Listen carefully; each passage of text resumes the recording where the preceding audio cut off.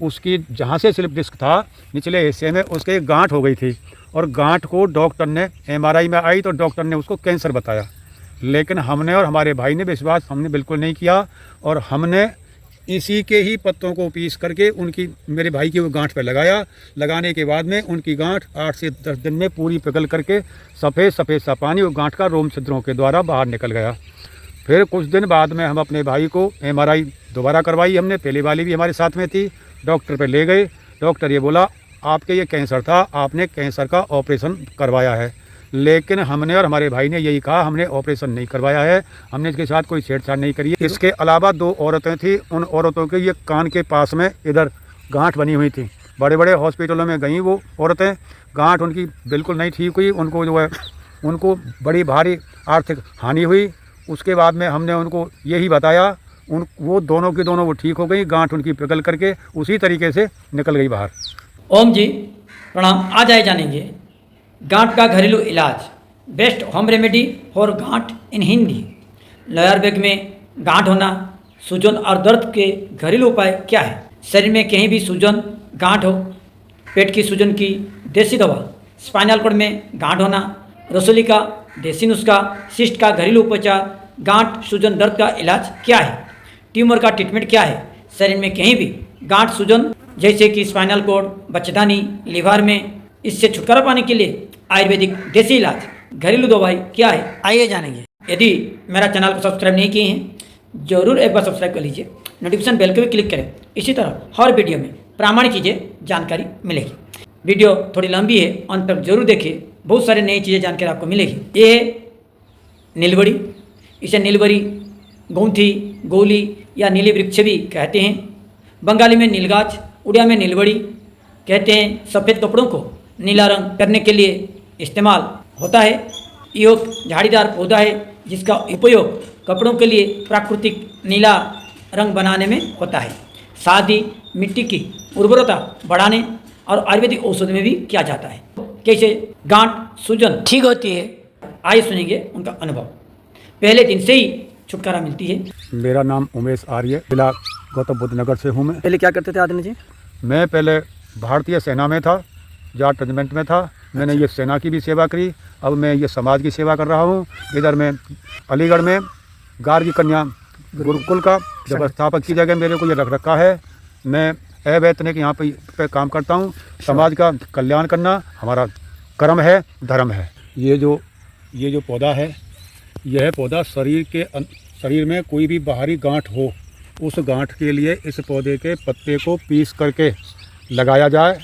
इसका लेप सूखना नहीं चाहिए और इसको बार बार ये लगाते रहें। ये 7, 8, 10 दिन तक लगाने से गांठ को घोल करके पसीने के रोम छिद्रों के द्वारा गांठ को ये बाहर पिघला करके बाहर निकाल देता है। इसका नाम हमारी भाषा में इसको जो नीलबरी बोलते हैं। इसका फल है, ये नीला फल है इसका ये, और इसके दोनों ये फल को जो है दबाने से नीली ये स्याही जैसी निकलती है जो मेरे हाथ पे है। अब ये फल पूरा पका नहीं है और इसको अक्सर हमारे यहाँ पर जो ये पशु चराने वाले जो ग्वाले थे वो इससे लाठियों को रंग लेते थे। मेरे भाई के रीढ़ की हड्डी में स्लिप डिस्क था तो वो दिल्ली में स्पाइन के वो सबसे बड़े हॉस्पिटल में गया। उसकी जहाँ से स्लिप डिस्क था निचले हिस्से में उसके एक गांठ हो गई थी और गांठ को डॉक्टर ने एमआरआई में आई तो डॉक्टर ने उसको कैंसर बताया। लेकिन हमने और हमारे भाई ने विश्वास हमने बिल्कुल नहीं किया और हमने इसी के ही पत्तों को पीस करके उनकी मेरे भाई की वो गांठ पे लगाया। लगाने के बाद में उनकी गांठ 8 से 10 दिन में पूरी पिघल करके सफ़ेद सफ़ेद सा पानी वो गांठ का रोम छिद्रों के द्वारा बाहर निकल गया। फिर कुछ दिन बाद में हम अपने भाई को एमआरआई दोबारा करवाई हमने, पहली वाली भी हमारे साथ में थी।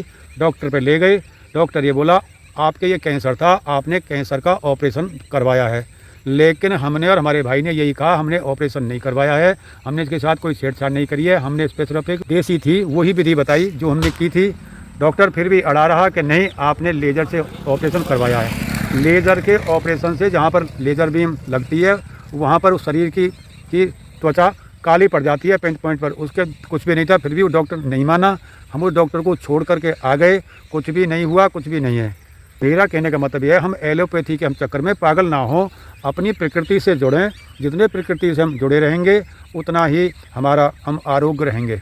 अच्छा, ये फिर इसका बाद और किसी को ठीक किया आपने दूसरे व्यक्ति को? इसके अलावा 2 औरतें थी, उन औरतों के ये कान के पास में इधर गांठ बनी हुई थी। बड़े बड़े हॉस्पिटलों में गई वो औरतें, गांठ उनकी बिल्कुल नहीं ठीक हुई, उनको जो है उनको बड़ी भारी आर्थिक हानि हुई। उसके बाद में हमने उनको यही बताया, वो दोनों की दोनों वो ठीक हो गई, गांठ उनकी पिघल करके उसी तरीके से निकल गई बाहर।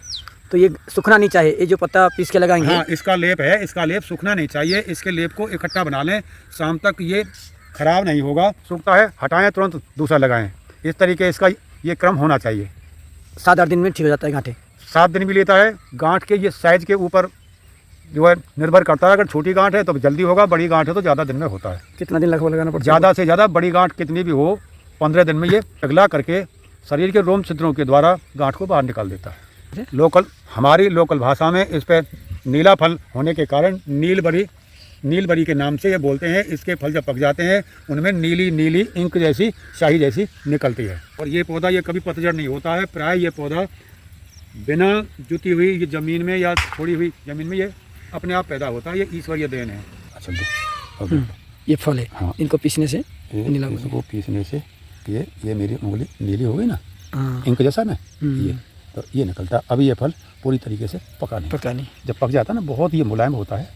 ये तो हमें सिर्फ पत्ता को इसको यूज़ करना है। हाँ, पत्ते को यूज़ करना है। और इसका जो पत्ता है ना, गुणवत्ता उसी में अधिक होती है। जो पत्ता जो है सख्त पत्ता होता है ना, पुराने पत्ते से। हाँ, सूखा नहीं होना चाहिए। हाँ, ठीक। पानी से हेमदस्ता से कूटे या सिलपट्टे से कूटे, ग्राइंडिंग नहीं करना चाहिए। इसको कभी भी आयुर्वेद की औषधि को इस तरीके से ग्लैंड नहीं करना चाहिए। ग्लैंडर औषधियों को काटता है बहुत बड़ी हिस्सों में।